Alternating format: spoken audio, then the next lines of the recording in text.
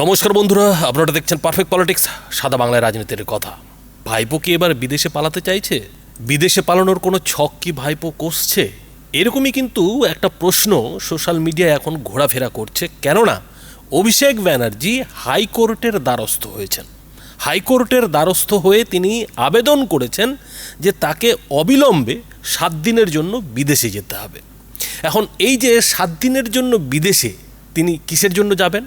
তো হাইকোর্টে বিচারপতি সৌগত ভট্টাচার্যের এজলাসে তিনি যেটা আর্জি জানিয়েছেন যে তাকে চোখের চিকিৎসা করানোর জন্য বিদেশে যেতে হবে, আর সেই চোখের চিকিৎসা করার জন্য তার 7 দিন সময় লাগবে।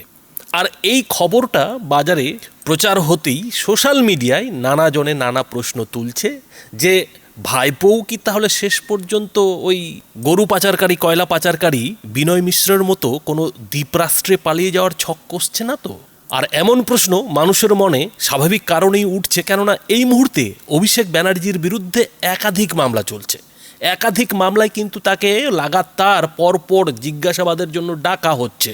যদিও এখনও পর্যন্ত অভিষেক ব্যানার্জিকে কেউই গ্রেফতার করেনি, ইডি, সিবিআই কিংবা পুলিশ কেউ এখনও পর্যন্ত গ্রেফতার করেনি, কিন্তু অভিষেক ব্যানার্জি কবে গ্রেফতার হবেন তার কি কোনো ঠিক আছে?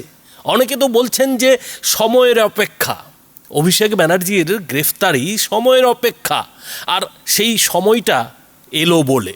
আর যখন এইসব কথা নানা মাধ্যমে নানা জায়গায় শোনা যাচ্ছে, ঠিক তখনই ভাইপো অর্থাৎ অভিষেক ব্যানার্জির হঠাৎ করে আবার চোখের চিকিৎসার প্রয়োজন হয়ে পড়েছে।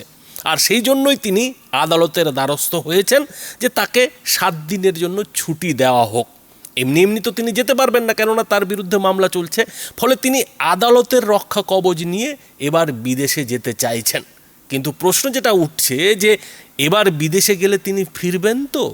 কেননা এর আগে তিনি বিদেশে গেছেন, সেখানে নানান কাজ করেছেন, চোখের কতটা চিকিৎসা কী করিয়েছেন সেটা পরের কথা, কিন্তু তিনি বিদেশে গেছেন আবার ফিরেও এসছেন। কিন্তু এবার তো পরিস্থিতি অন্য, এখন তো সময় অন্য। এর আগে যখন তিনি বিদেশে গেছেন তখন তার এখানে অনেক কিছুই ছিল, এখানে তার অনেক ক্ষমতাই ছিল, কিন্তু আজকে তো তার কিছুই নেই বলতে গেলে। এই অবস্থায় দাঁড়িয়ে যদি আজকে অভিষেক ব্যানার্জি বিদেশে গিয়ে আর না ফেরেন তাহলে কি হবে? ফলে মানুষের মনে স্বাভাবিকভাবেই প্রশ্ন যেটা উঠছে যে এই যে আদালতের কাছে আর্জি, সেই আর্জির মধ্যে অন্য কোনো খেলা লুকিয়ে নেই তো? কেননা এই অভিষেক ব্যানার্জি, মমতা ব্যানার্জিরা তো খেলা খেলতে খুব ভালোবাসেন, আর সেই খেলা তারা এখনও খেলার চেষ্টা করছেন। যদিও অভিষেক ব্যানার্জি নিজে বারবার দাবি করেছেন যে তিনি সমস্ত তদন্তের মুখোমুখি হবেন, সমস্ত তদন্তকে তিনি ফেস করবেন, তিনি কোথাও পালিয়ে যাবেন না। যদি ক্ষমতা থাকে তাহলে ইডি, সিবিআই তাকে গ্রেফতার করুক, গ্রেফতার করে দেখাক, এরকমই একটা হুঁশিয়ারি অভিষেক ব্যানার্জিকে দিতে দেখা গেছে। কিন্তু এই কথা অভিষেক ব্যানার্জি আদৌ রাখবেন কি না সেটা নিয়েও তো এখন সন্দেহ হচ্ছে, সেটা নিয়েও তো এখন প্রশ্ন উঠছে। কেননা এই অভিষেক ব্যানার্জি ভোটের আগে অনেক বড়ই কথা বলেছিলেন। তিনি তো কথাও বলেছিলেন যে তার বিরুদ্ধে যদি কেউ 5 পয়সার কোনো অবৈধ লেনদেনের প্রমাণ দিতে পারে তাহলে তিনি নাকি ফাঁসি কাটে ঝুলবেন। কিন্তু পরে কি দেখা গেল? পরে দেখা গেল যে তার যে তথাকথিত লিভস অ্যান্ড বাউন্স কোম্পানি, সেই লিভস অ্যান্ড বাউন্সের সমস্ত ব্যাংক অ্যাকাউন্ট ফ্রিজ হয়ে গেল। তারপরেও কিন্তু অভিষেক ব্যানার্জিকে ফাঁসি কাঠে ঝোলা তো দূরের কথা, এ নিয়ে একটি কথাও বলতে শোনা গেল না। আর এখন অভিষেক ব্যানার্জি যতদিন না গ্রেফতার হচ্ছেন ততদিন তো তিনি বলবেনই যে তিনি সমস্ত তদন্তের মুখোমুখি হবেন, তদন্তে তিনি সহযোগিতা করবেন। কিন্তু সেই তদন্তে তিনি কতটা সহযোগিতা করছেন বন্ধুরা, সেটা আপনারা পুলিশ কিংবা ইডি, সিবিআইয়ের যে তদন্তের গতি প্রকৃতি, সেই গতি প্রকৃতিতেই বেশ বুঝতে পারছেন। আর কালীঘাটের গণেশ ওল্টানোর পর তো তিনি না জানি কী করবেন। কেননা এরই মধ্যে তো আবার সোশ্যাল মিডিয়ায় সেই শান্তিনিকেতন নিয়ে নানান অশান্তির গুজব শোনা যাচ্ছে যে অভিষেক ব্যানার্জির পরিবারের মধ্যেই নাকি অশান্তি শুরু হয়ে গেছে। শান্তিনিকেতনে নাকি এখন রীতিমতো অশান্তির ঝড় চলছে। কেননা রুজিরা নারুলা নাকি এবার কালীঘাটের পাট চুকিয়ে ব্যাংককে ফিরে যেতে চাইছে।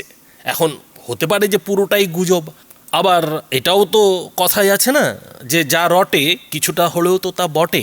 ফলে এই যে এত গল্প চলছে বাজারে, এত গল্পের মধ্যে যদি এতটুকুও সত্যি থাকে, তাহলে গল্পটা তো এরকমও দাঁড়াতে পারে যে এর আগে যা গোছানোর ভাইপো আগেই বিদেশে গুছিয়ে নিয়েছিলেন। ওই যে বারবার চোখের চিকিৎসা করতে যাওয়ার জন্য তিনি বিদেশে যেতেন, দুবাই হয়ে আর কোথায় কোথায় হয়ে তিনি আমেরিকায় যেতেন। তো সেই সময়ে তিনি কি শুধু চোখের চিকিৎসা করিয়েছিলেন? সেই সময় তিনি নিশ্চয়ই কিছু গোছানোরও চেষ্টা করেছিলেন, কেননা সেই সময় থেকেই তো ইডি সিবিআই তার পেছনে পড়ে আছে। সোনা খুঁজছে, আরও কালো টাকা খুঁজছে, কয়লা পাচারের টাকা খুঁজছে, গরু পাচারের টাকা খুঁজছে।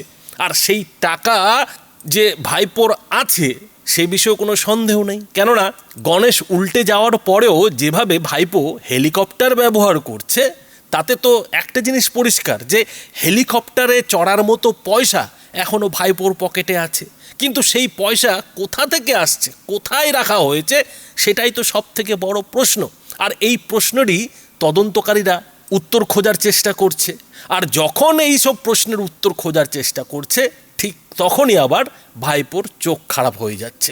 ভাইপোকে চোখের চিকিৎসা করানোর জন্য বিদেশে যাওয়ার প্রয়োজন হয়ে পড়ছে।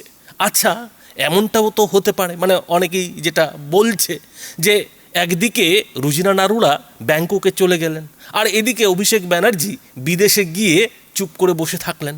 তাহলে কি হবে? আর ঠিক এই জায়গাটাতেই কোথাও যেন সোশ্যাল মিডিয়া এই মুহূর্তে অভিষেক ব্যানার্জির এই যে বিদেশ যাত্রার জন্য হাইকোর্টের কাছে অনুমতি চাওয়া, সেটা নিয়ে কিন্তু নানান গাল গল্প ছড়িয়ে পড়ছে। এই কথা বলতে তো দ্বিধা নেই যে এই মুহূর্তে অভিষেক ব্যানার্জির এই কালীঘাটে খুব একটা বেশি কিছু আশা করার মতো নেই। তৃণমূলের নামে যে টাকা, মানে পার্টি ফান্ডের যে টাকা, সেই টাকা নিয়ে তো এরই মধ্যে ঋতব্রতর মতো যারা বিদ্রোহী তারা টানাটানি শুরু করেছে। সেই টাকা কার? সেই টাকা আদৌ কে খরচা করবে? মমতা ব্যানার্জি খরচা করবে? মমতা ব্যানার্জির তৃণমূল খরচা করবে, নাকি ঋতব্রত ব্যানার্জির তৃণমূল খরচা করবে? সেই নিয়ে একটা মামলা হব করছে। তারপরে রইল গিয়ে তৃণমূল। সেই তৃণমূলেরও যা এখন এই মুহূর্তে ভবিষ্যৎ দেখা যাচ্ছে, তাতে অভিষেক ব্যানার্জির হাতে ওই ঠনঠন গোপালা ছাড়া তৃণমূলের যে আর কিছু থাকছে না, থাকবে না, সেটাও প্রায় জলের মতো পরিষ্কার। এই অবস্থায় দাঁড়িয়ে অভিষেক ব্যানার্জির ভরসা কি হতে পারে?